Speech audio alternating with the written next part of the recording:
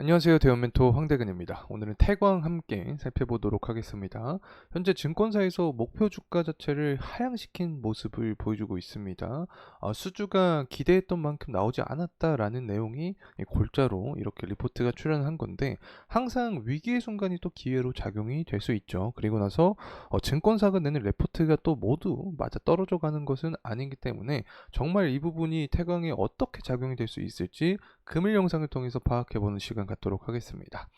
우선은 FLNG가 굉장히 중요하게 되었습니다. 이 FLNG에 대한 부분이 계약이 계속 이루어질 것인가? 자, 이 부분이 앞으로 태광의 수주 그리고 실적에 좋은 영향세까지 영향을 줄 수 있는데, 과연 어떻게 될 수 있을지 한번 파악을 해보고, 1분기 현재 선박 수주를 보게 되면 세계 1위를 기록했다라는 내용이 나와주고 있습니다. 그래서 하반기 조선 관련된 테마가 꺼지지 않을 가능성이 존재한다, 이렇게 말씀을 드립니다. 그리고 업황의 강세 자체가 이 부동산 시장까지 영향을 주고 있는 상태인데, 태강에는 또 어떻게 작용이 될 수 있을지 전반적으로 알아보는 시간 갖도록 하겠습니다. 우선은 이 가격적인 흐름세부터 함께 살펴보려고 하는데, 이 금일 태강 같은 경우는 1%가량의 상승에 대한 모습을 보여주고 있는 상황입니다. 전반적으로 6월 3일부터 해서 시장의 관심세가 들어왔다. 자, 이렇게 말씀을 드릴 수 있는데, 이 당시에 0일 만에 석유가 매장돼 있을 가능성이 높다라는 이야기가 나와주면서 이 전반적으로 피팅 업체들까지 좋은 흐름세를 유지를 해준 거죠. 하지만 그 이후에 이 경제성에 대한 의무감이, 의구심이 들면서 하락을 했다. 자, 이렇게 말씀을 드릴 수 있겠고, 하지만 6월 3일날 기록을 했던 상승했던 구간을 다시 지지를 해주면서 재차 좋은 탄력성 모습을 보여줬다, 이렇게 말씀을 드릴 수 있겠습니다. 자, 어쨌든 태광 같은 경우에는 제가 23년 하반기부터 좀 강조를 드렸던 부분이 존재를 했었죠.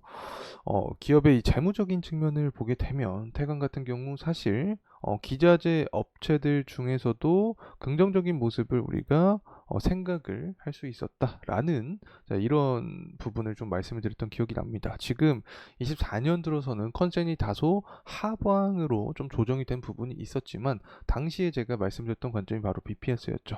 그래서 BPS가 22,000원 정도를 전망을 하고 있는 상황인데, 현재 가격적인 구간과 비교했을 때 괴리가 나는 구간이다. 자, 이렇게 말씀을 드렸었죠. 그래서 밸류적인 측면이 부각이 되면 태강 역시 이 관련해서 주가 모멘텀까지 받을 가능성이 있다라고 말씀드렸는데, 어쨌든 다시 2024년 4월 달부터 상승에 대한 모습을 유지를 해주고 있다는 점 말씀을 드리고 싶습니다.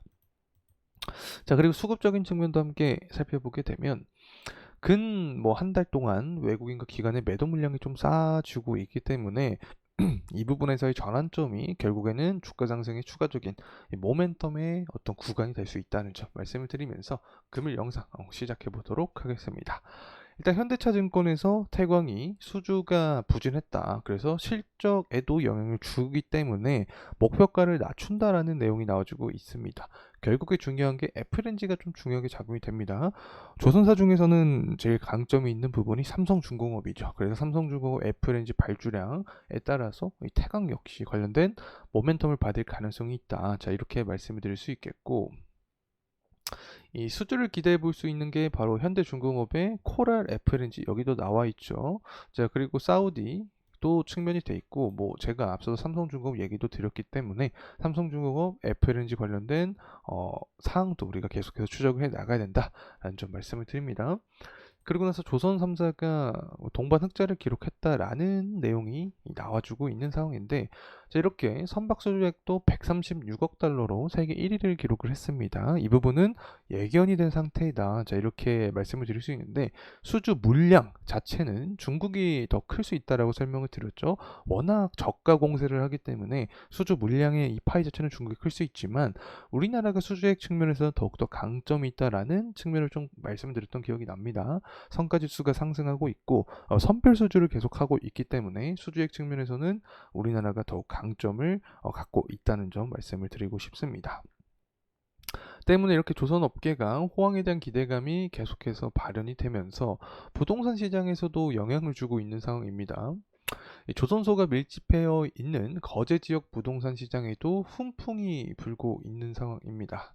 그래서 쭉 내용을 보게 되면 이 조선업이 다시 분위기를 보이고 있는 상황에서 빅 아일랜드 조성 사업도 속도를 내고 있다. 자, 이러한 원리로 인해서 어쨌든 거제의 대장주 아파트의 고가 거래를 이끌었다라는 내용도 나와주고 있습니다. 사실 이 부분은 뭐 태광의 주가에 어떤 직접적인 영향을 줄 수 있는지는 좀 의문심이 들긴 합니다. 하지만 색다른 포인트로 가져왔다는 점. 그래서 부동산 시장까지도 이 조성 관련된 호황 이슈가 연결이 된다는 점 여러분께 참고로 말씀을 드리고 싶어서 가져왔습니다.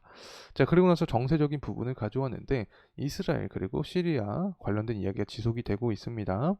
이란이 이렇게 되면 직접 전면전에 참전을 할 수 있게 되는 거죠. 시장에서도 이런 측면을 좀 우려를 하고 있습니다. 때문에 원유 재고가 증가를 했음에도 불구하고 국제유가는 상승한 모습을 보여줬습니다. 그래서 중동에 대한 리스크가 하반기에 증시에 더욱더 뿌려질 확률이 높다. 그렇게 되면 태강은 상승에 대한 흐름을 받을 수 있게 된다는 점 말씀을 드립니다.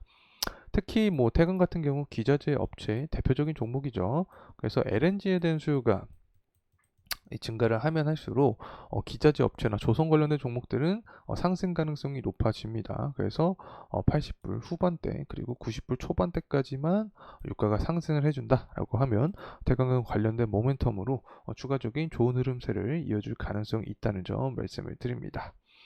그리고 환율도 최근에 굉장히 많이 상승을 해주고 있습니다. 다시금 1,400원 구간까지 도달을 해준다라고 하면 우리가 생각을 할 수 있는 부분이 분명히 존재를 하죠. 고환율, 고유가가 형성이 될 수 있다. 대표적인 수혜주가 바로 조선 기자재 그리고 조선주가 될 수 있기 때문에 분명히 태광도 이러한 모멘텀을 받을 확률이 존재한다라고 생각을 합니다. 그리고 앞서서 살펴봤던 외국인과 기관도 매집으로의 전환세로 이어질 수 있겠죠. 그렇게 되면 주가 상승에 대한 어떤 포인트가 되는 구간이 될 수 있다는 점 다시 한번 강조를 드립니다. 돌아와서 가격적인 흐름세 함께 살펴보도록 하겠습니다. 태광 같은 경우 현재 어쨌든 21선 구간에 올라와 있는 상황입니다. 그래서 현재 구간에서 상승에 대한 모습을 보여준다라고 하면 121선과 61선 구간을 돌파하는 게 중요 포인트가 될 수 있다는 점 말씀을 드립니다. 그래서 6월 17일 날 이 고가 구간이 존재를 하죠. 당시 윗꼬리가 이렇게 강하게 출현을 한 건데 이 구간을 돌파하는 게 가장 큰 포인트가 될 수 있지 않을까 생각을 합니다. 결국에는 영일 만에 석유 관련된 테마가 다시 한번 형성이 되기 위해서는 경제성에 대한 부분이 좀 긍정적으로 나와줘야 된다라고 말씀을 드릴 수 있겠고 유가가 계속해서 고공행진하는 모습 그리고 환율이 상승하는 모습이 형성이 되면서 시장의 리스크가 전반적으로 부각이 된다. 그렇게 되면 고환율 고유가에 대한 대표적인 수혜주 조선 기자재 종목이 떠오를 수 있다. 그 중에서도 태광에 대한 주목도가 증가할 수 있다. 특히 BPS 관점에서 봤을 때 현재 기업의 이 가치랑 그리고 주가 관점이 좀 차이가 나는 구간이기 때문에 이 부분도 부각이 된다라고 하면 태광 역시 좋은 흐름세까지 이어질 가능성이 있지 않을까 생각을 합니다. 자, 이상으로 태광에 대한 영상 마무리하도록 하겠습니다. 감사합니다.